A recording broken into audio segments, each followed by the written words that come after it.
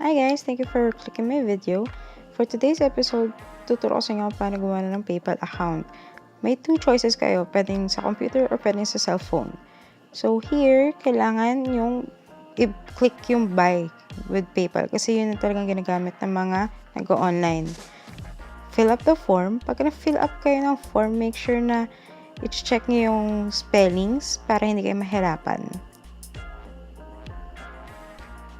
And then, you have to go to Gmail.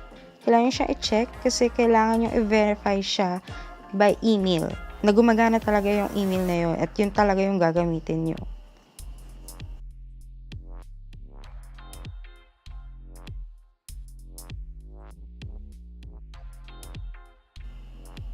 So, in here, verification naman to via SMS.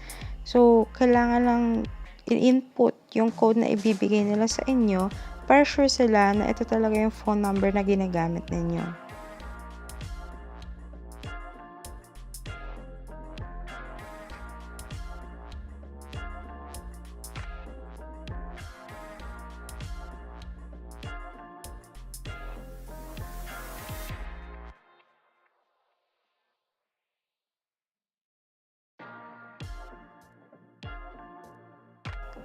After sending the code, okay na yung account ninyo, pwede nyo na siyang magamit. Ito lang yung pinaka-basic ng PayPal account. All set na siya. So, thank you for watching. Please like, subscribe, and comment down below kung ano yung mga kailangan nyo pa. And yeah, that's it. Thank you!